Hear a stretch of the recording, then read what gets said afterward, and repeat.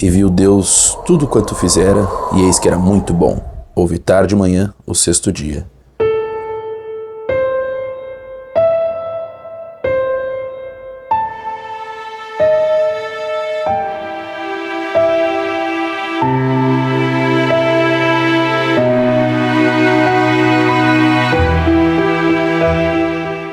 No início da história da humanidade, quando tudo era perfeito, não havia dor, sofrimento e, sobretudo, não havia separação entre Criador e criatura. O Senhor Deus falava face a face com a humanidade. Porém, a desobediência por parte dos primeiros ancestrais os fizeram tomar atitudes que nos separaram temporariamente do Eterno. No meio do jardim, perto da árvore da vida, estava a árvore do conhecimento do bem e do mal. Essa árvore foi especialmente designada por Deus para ser a garantia de obediência e amor por parte de Adão e Eva. O Senhor, então, ordenou aos nossos primeiros pais que não comessem desta árvore e nem tocassem nela.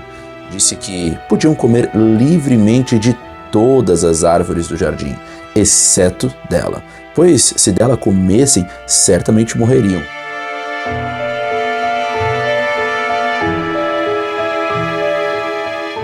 Quando Adão e Eva foram colocados no belo jardim, tinham para sua felicidade tudo o que pudessem desejar. Mas Deus determinou em seu plano onisciente testar a sua lealdade antes, então, que eles pudessem ser considerados eternamente fora de perigo. Porém, infelizmente, a humanidade, desde o início, preferiu fazer o que era melhor aos seus próprios olhos e não o que era bom de fato, conforme o plano perfeito de Deus. Após a queda da humanidade, o mal passou a ser uma realidade em ato e não mais em potência como era anteriormente. E agora, tragédias, doenças, morte passariam a fazer parte do nosso cotidiano e da nossa realidade.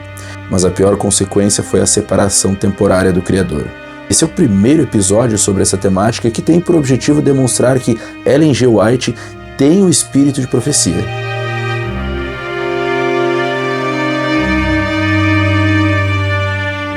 Logo após a queda, mesmo havendo separação literal entre Criador e criatura, Deus ainda manteve contato com os primeiros humanos. Esse contato se dava por meio de alguém escolhido por Deus para representá-lo em sua voz aqui na Terra. No começo se podia perceber uma clara distinção entre aqueles que obedeciam a Deus e aqueles que apenas seguiam seus próprios sentimentos. Eles eram classificados como os filhos de Deus e os filhos dos homens. Essa distinção se inicia pela divisão entre os próprios filhos de Adão, onde Abel representa os obedientes a Deus e Caim representa os desobedientes. Após o crime cometido por Caim de tirar a vida do seu próprio irmão, o povo de Deus passou a ser representado por outro filho. O seu nome era Sete. Ele pode até mesmo ser visto como um sucessor de Abel. Então, vimos até agora que Deus passou a ter um diferente sistema para se comunicar com a humanidade, que essa mesma humanidade ficou nitidamente dividida em dois grupos. Mesmo em meio a toda a diversidade de pensamento, só existem dois grupos, apenas dois. São eles os que guardam os mandamentos de Deus, obedecem a Deus, e os que seguem as suas próprias palavras e sentimentos. Os representantes de Deus, em cada tempo, possuíam uma verdade presente específica para a sua época. Alguns deixariam marcas para muito distante de seu tempo, a exemplo de Enoque, que foi chamado aos céus ainda em vida e com vida.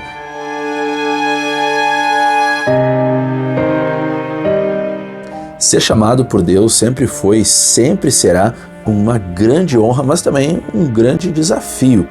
Não era incomum que um profeta fosse negado em seu próprio tempo pelo seu próprio povo.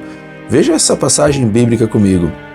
Ai de vós, escribas e fariseus, hipócritas, pois que edificais os sepulcros dos profetas e adornais os monumentos dos justos, e dizeis: se existíssemos no tempo de nossos pais, nunca nos associaríamos com eles para derramar o sangue dos profetas. Assim vós mesmos testificais que sois filhos dos que mataram os profetas. Mateus 23, 29 a 31. Realmente, não é incomum para um profeta ser negado em seu tempo pelo seu próprio povo.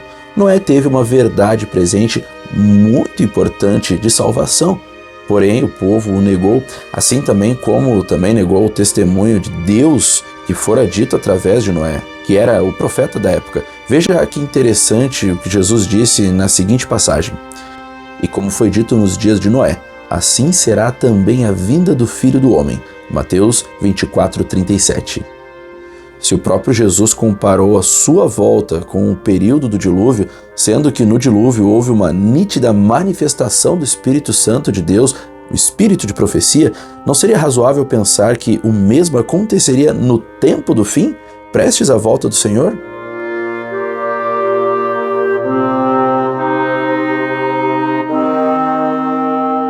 Isaías condenou os pecados de Israel, assim também como Jeremias o fez, e a contrapartida da sociedade da época não foi diferente da de Noé. Veja essa passagem de Ezequiel, outro profeta renegado pelo seu povo em seu tempo. "E quer aquela nação rebelde ouça, quer deixe de ouvir, saberá que houve um profeta no meio dela." Ezequiel 2:5. Veja também essa outra passagem agora no livro de Amós, capítulo 2, versículo 4.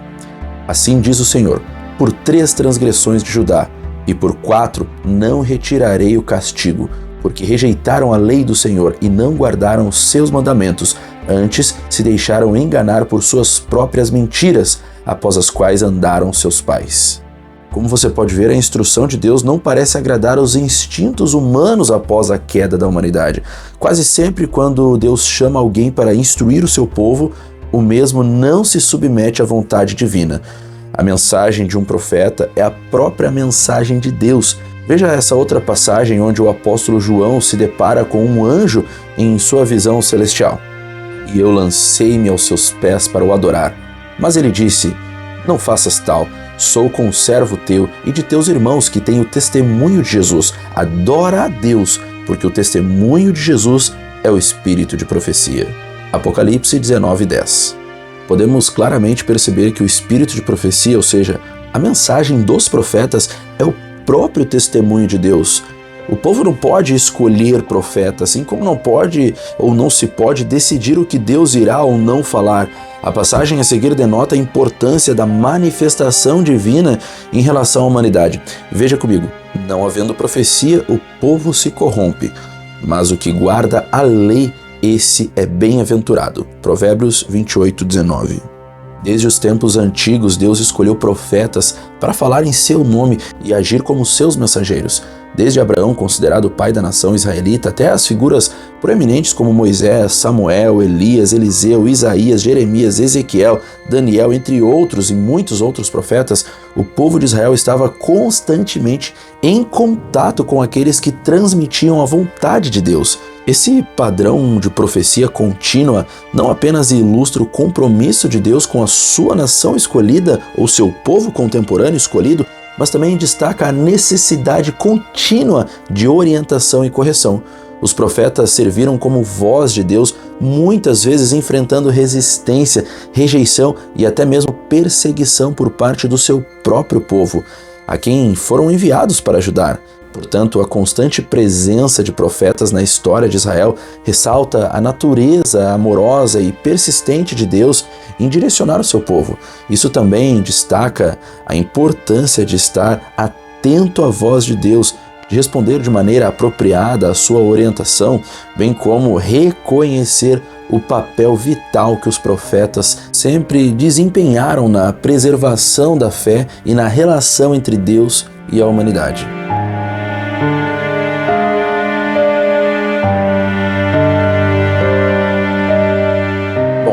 Até agora nós vimos que Deus passou a se comunicar com o seu povo por meio de pessoas específicas para missões específicas em tempos específicos. Fica agora a pergunta: seria diferente no tempo do fim?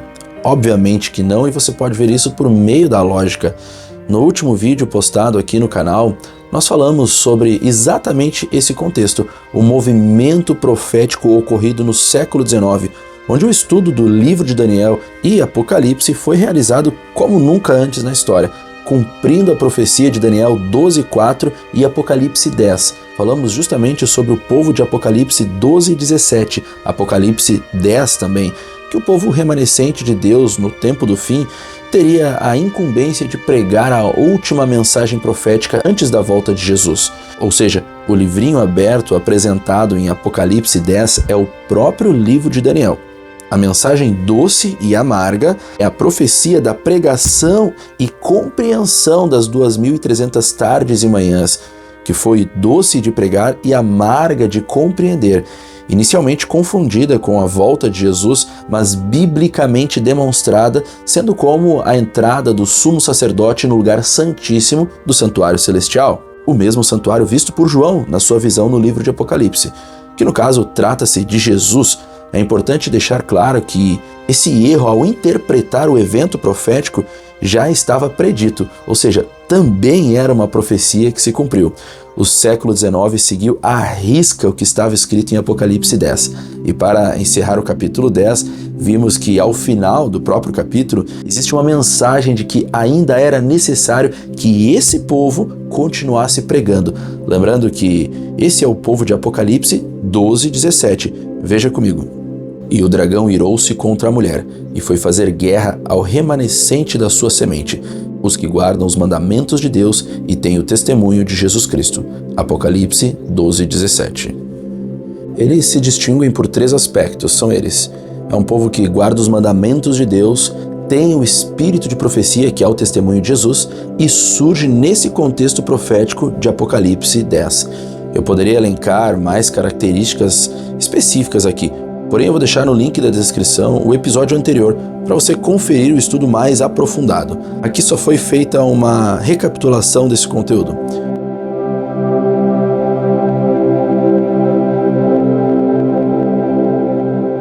De acordo com a lógica e até mesmo com o próprio relato bíblico, o filtro para se definir um verdadeiro profeta é relativamente simples.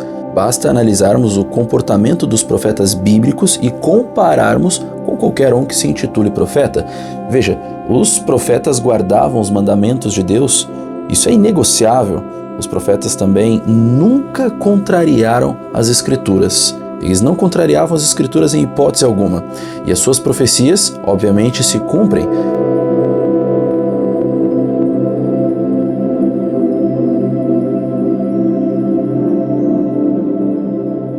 Dois extremos são perigosos.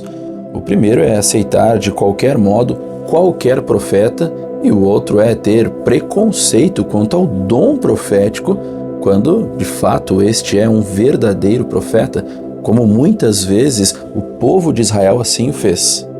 Parece que a igreja contemporânea não se diferencia muito de Israel, não é mesmo? Poderia ser mais simples para nós afirmar que após os apóstolos ninguém mais se levantaria como profeta. De fato, nós nos livraríamos de muitos desafios, mas não é isso que Deus nos apresenta. Deus promete o dom profético e nos dá os critérios, ou seja, os instrumentos para que possamos avaliar o dom. As Escrituras nos oferecem 4 principais argumentos interessantes, e eu vou citá-los agora.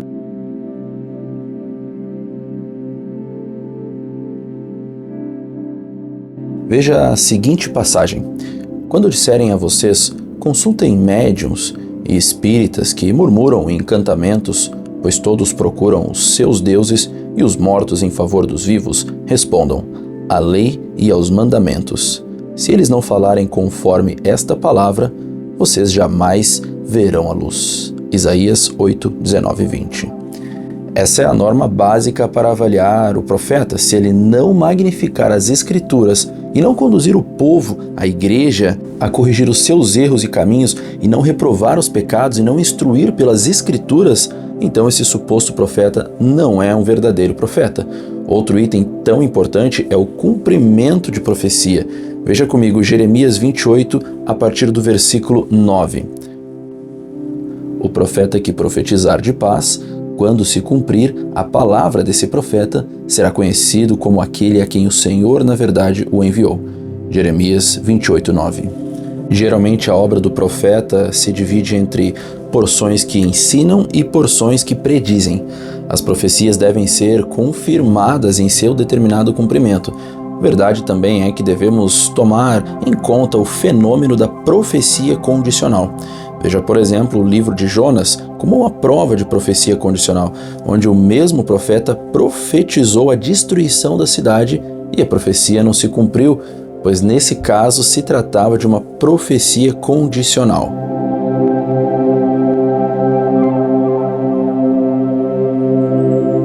Veja agora a seguinte passagem em Mateus 7, versículo 15 a 20. Cuidado com os falsos profetas. Eles vêm a vocês vestidos de peles de ovelhas, mas por dentro são lobos devoradores. Vocês os reconhecerão pelos seus frutos. Jesus nos apresenta esse critério em tom de advertência contra os falsos profetas. Precisamos examinar as pretensões do profeta em questão e conhecê-los pelos seus frutos. Isto significa que o caráter e os seus ensinos, a vida, ela precisa estar de acordo com aquilo que as Escrituras nos ensinam. Do contrário, esse profeta deve ser rejeitado.